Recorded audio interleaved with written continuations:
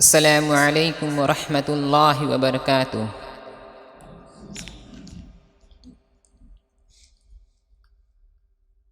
أعوذ بالله من الشيطان الرجيم.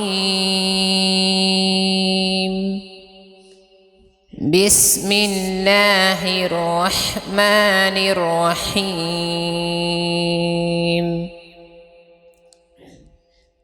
إنا نحن نزلنا عليك القرآن تنزيلا فاصبر لحكم ربك ولا تطع منهم آثما أو كفورا واذكر اسم ربك بكرة وأصيلا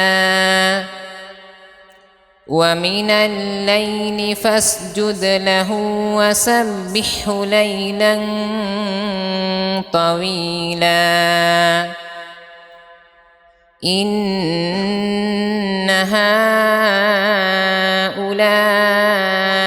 يحبون الأعجلة ويذرون وراءهم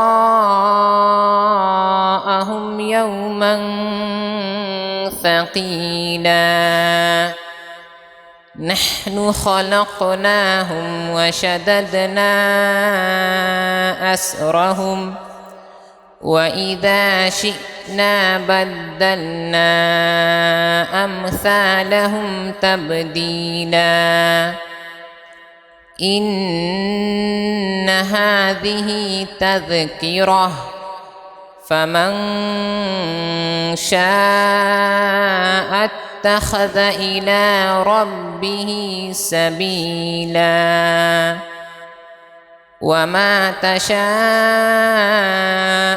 إلا أن يشاء الله إن الله كان عليما حكيما يدخل من يشاء في رحمته والظالمين أعد لهم عذابا أليما. السلام عليكم.